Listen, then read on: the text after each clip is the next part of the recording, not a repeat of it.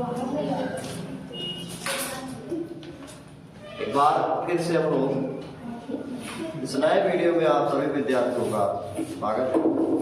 हम लोग die nitrogen पढ़ रहे हैं, यानी नाइट्रोजन परिवार के तत्वों का अध्ययन किया जा रहा है। क्या किसका अध्ययन कर रहे हैं? नाइट्रोजन परिवार के तत्व। नाइट्रोजन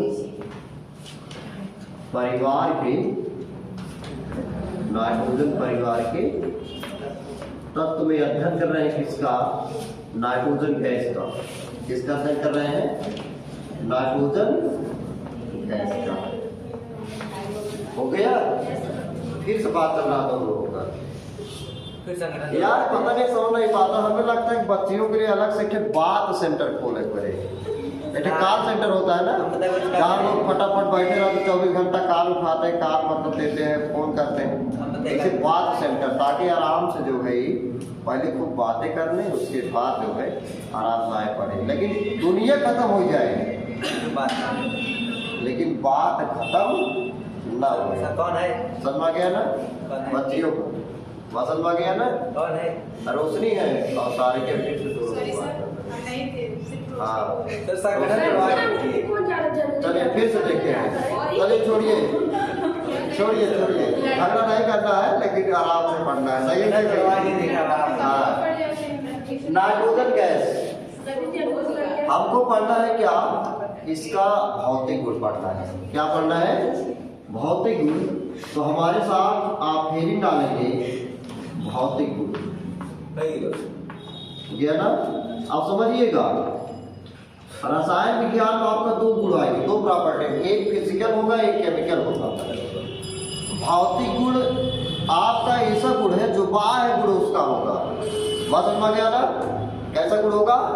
बाह्य गुण होगा। उसकी संरचना में कोई भी परिवर्तन हम लोग नहीं करेंगे। बात समझ गया ना? और उसके तमाम गुणों का अध्ययन करने जाएंगे, वो भौतिक गुण होगा। जो रासायनिक गुण होता है, उसकी रासायनिक संरचना में परिवर्तन हो जाता है। उसका दहन क्या है, इससे आपके लिए करेंगे तो क्या मिलेगा। बात समझ गया ना? तो वो रासायनिक गुण होगा। आप भौतिक गुण जरा समझते हैं भैया। इधर देखेंगे आप लोग, कुछ नहीं, उधर में देखिए, समझिए ध्यान से। कुछ बात है, आराम से सुनते हैं, ठीक है ना? वायुमंडल नाइट्रोजन का 78%, वो 78% है। ऑक्सीजन कितना? 21% है।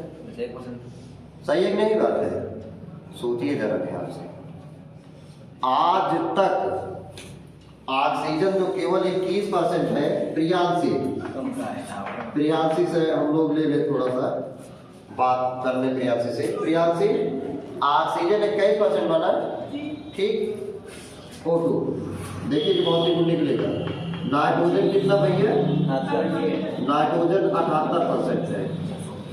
सोचिए प्रियांशी, आज तक तो कैसे कम लाख नहीं, अब ऑक्सीजन कम पड़ता आ गई है, या ऐसे लगा कि मतलब हमरे घरे का ऑक्सीजन उनके घरे चला जाता, हमरे घरे कम पड़ता, वो पड़ोसी में ऑक्सीजन तक झगड़ा भा दे तक। ऐसे झगड़ा था प्रियांशी और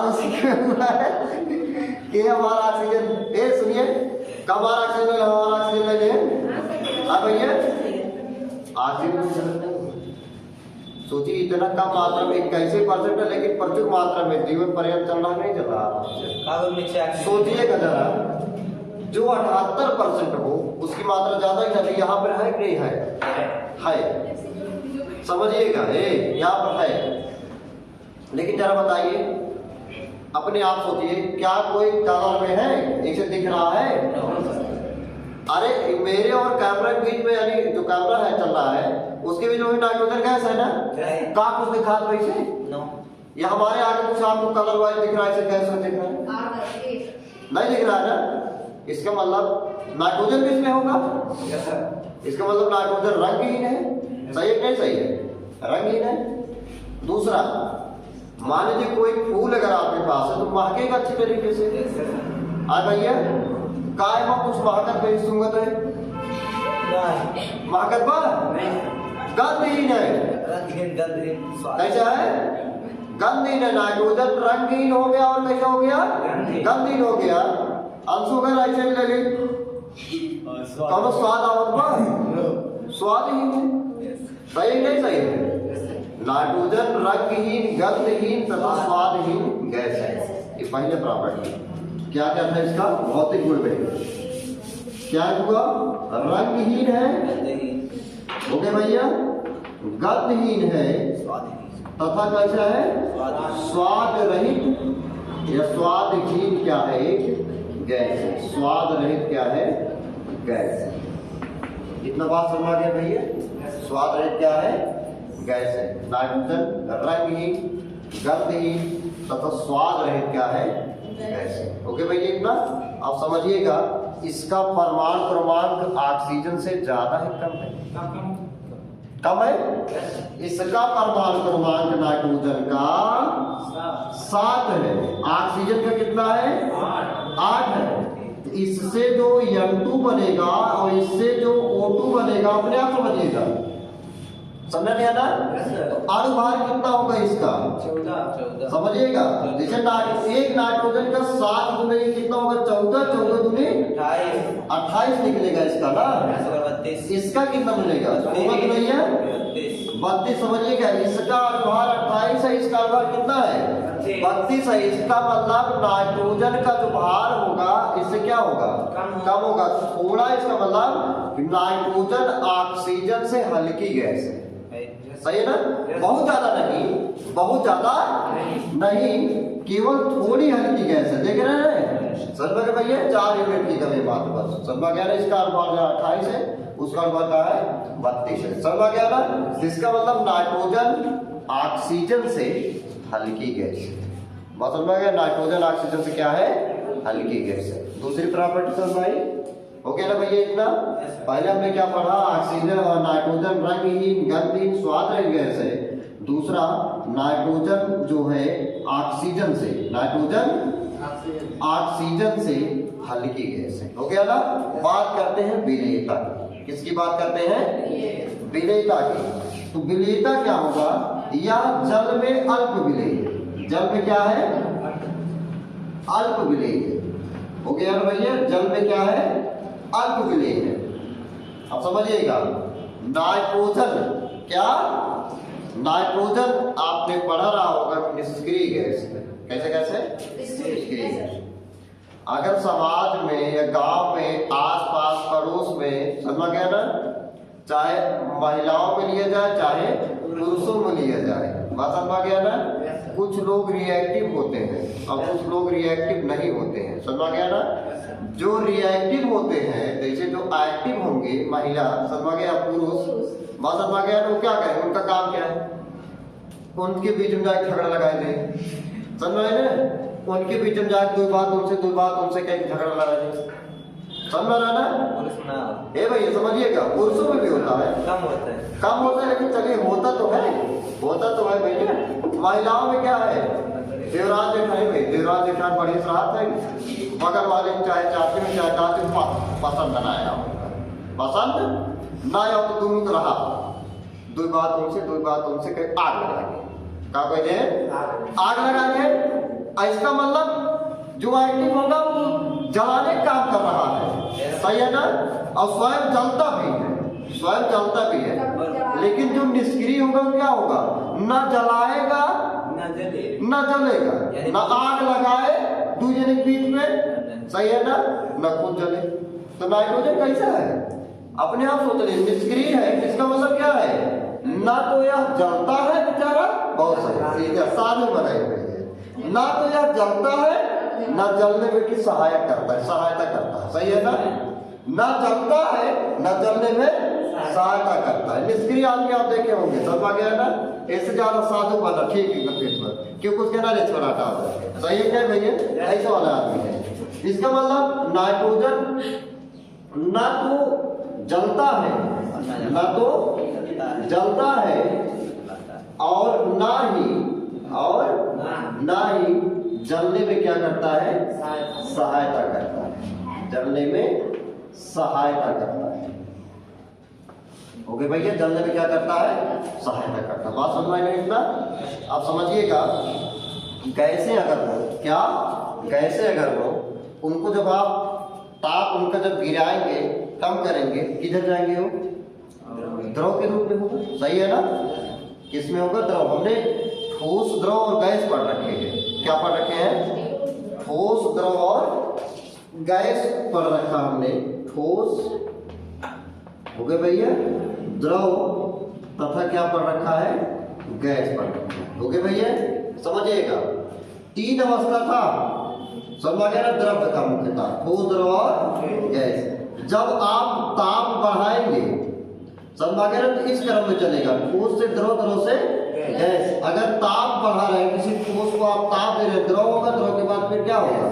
गैस होगा। चीनी का क्रिस्टल अगर हम लोग ले लें, उसको ताप देंगे तो द्रव होगा, समझ गया ना? और ताप देंगे तो किस में आना चाहिए? गैस में आना चाहिए। लेकिन अब कुछ कंपाउंड ऐसे होते हैं जो नॉन वोलेटाइल होते हैं, मतलब वाष्प में परिवर्तित ही नहीं होते। वहां समझ गया ना? तुमको आप ताप देते रहिए, कोई परिवर्तन नहीं होने वाला। लेकिन अब जैसे जल ले लें, क्या ले लें? जल।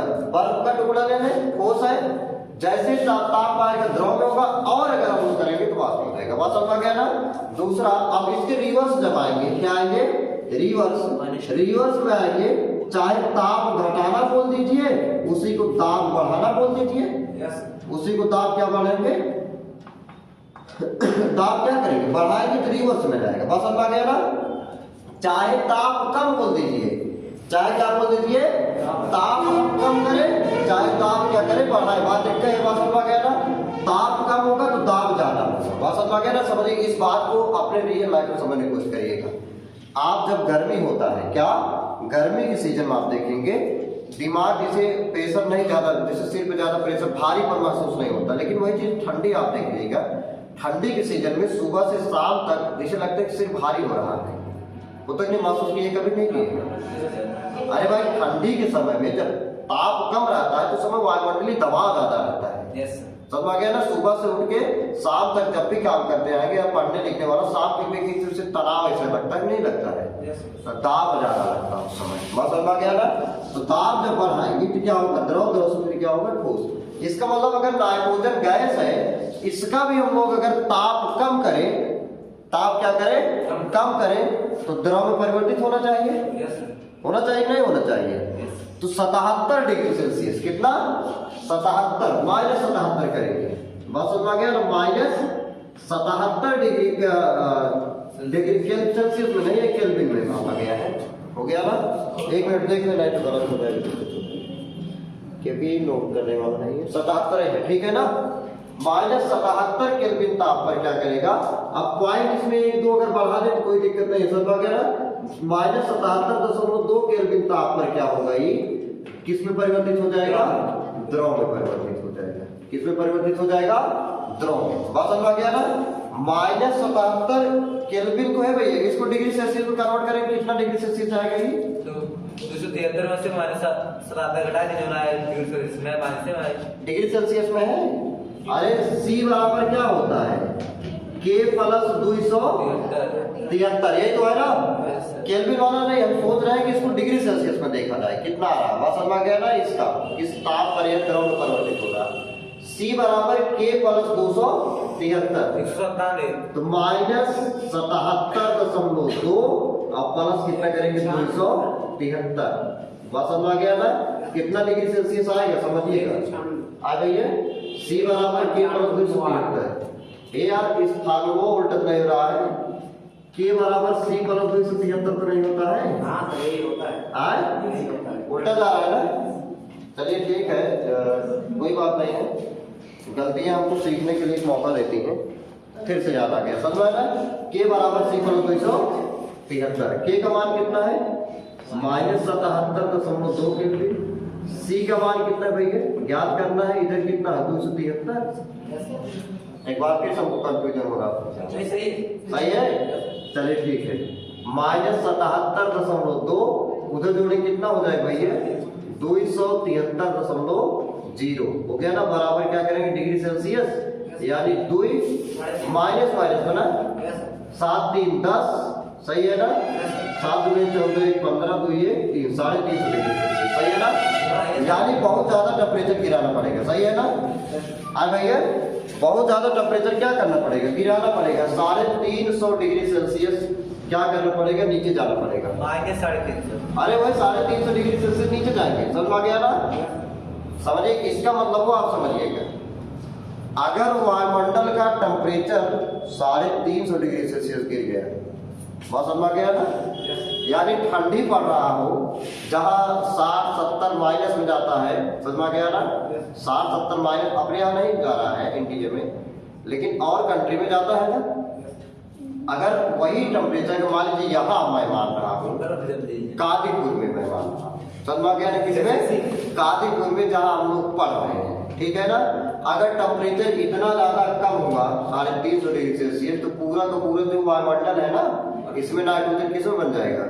द्रव में कन्वर्ट हो जाएगा, बारिश हुई नाइट्रोजन की, बस समझ गया ना? इतना लगातार मजा आ जाएगा, समझ गया ना? इस ताप पर क्या होगा कि द्रव में कन्वर्ट हो जाता है, और उस द्रव का कोई रंग नहीं होता, रंग ही होता है, ये होगा। अच्छा, अगला एक और पढ़ लेते हैं भैया इसका। नाइट्रोजन समझिएगा, नाइट्रोजन के मध्य में क्या होता है? नाइट्रोजन के मध्य में ट्रिपल बॉन्ड पाया जाता है। कौन सा बॉन्ड पाया जाता है? ट्रिपल बॉन्ड पाया जाता है। समझिएगा बात को, बहुत बड़ी बात है।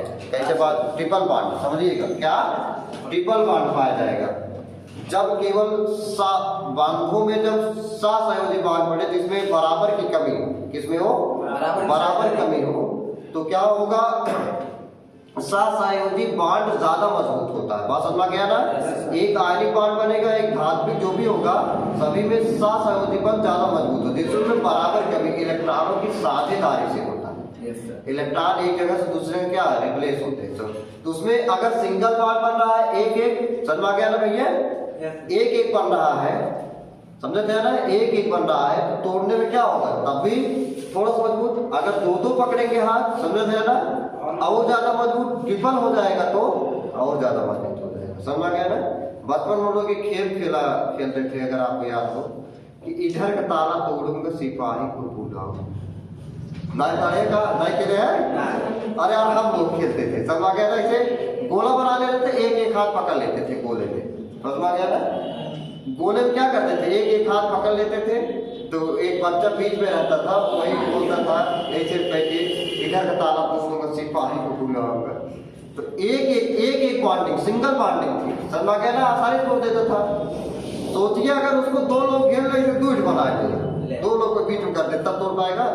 मजबूत हो जाएगा, बात समझ गया ना? ट्रिपल बॉन्ड और भी मजबूत होता है, समझ गया ना? तो इनका जो बंधन ऊर्जा होता है बहुत ज्यादा होता है, तकरीबन 946 किलो जूल ऊर्जा, बस समझ ना, प्रति मोल में। तो बंधन ऊर्जा अधिक होने के कारण रिएक्शन नहीं कर पाते हैं। जब रिएक्शन नहीं कर पाएंगे तो क्या होंगे? निष्क्रिय रहते हैं। क्या रहते हैं? निष्क्रिय रहते हैं। उसे होना भी चाहिए, समझ गया ना? इसे माना भी चाहिए। जिसके पास अपार क्षमता हो, समझ गया ना? अपार क्षमता हो, वो अधिकतर शांत प्रिय होता है, बात समझ गया ना? हाथी के पास अगर अधिक बल है, समझ गया ना? अधिक बल है, अधिक ताकतवर होता है, तो उतना ही शांत प्रिय भी होता है, बात समझ गया ना? सोचिए, अगर उतना शांत प्रिय ना हो तो जंगल उखाड़ फेंक दे हाथी, सही है ना? तो नाइट्रोजन पूरे वायुमंडल में 78% है, इसकी मात्रा बहुत ज्यादा है। अपनी मात्रा के अनुसार क्या कर रहा है? काम भी कर रहा है, क्या ही निष्क्रिय है, समझ गया ना? सोचिए, अगर सक्रिय हो जाएगा तब क्या होगा? जीना मुश्किल हो जाएगा, समझ गया ना? कभी अम्लीय ऑक्साइड बनेगा, कभी क्षारीय, कभी उदासीन, समझ गया ना?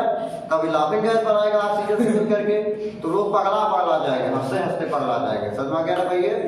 न्यूज वाले एकदम अपना न्यूज चैनल घूमते रहेंगे, आज ब्रेकिंग न्यूज कालीपुर में नाइट्रस ऑक्साइड बन गया, N2O बन गया, लोग हंसते परेशान हो गए, पगला गए, समझ गया ना?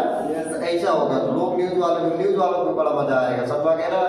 तरह जगह घूमते रहेंगे, बात समझ गया ना? इस प्रकार से। लेकिन ऐसा कुछ भी नहीं होने वाला है जितना हम लोग सोच रहे हैं, क्योंकि नाइट्रोजन के मध्य ट्रिपल बॉन्ड है, वह टूटेगा नहीं तो रिएक्शन करेगा कैसे, बात समझ गया ना? इतना इस प्रकार से हम लोगों ने खत्म किया क्या?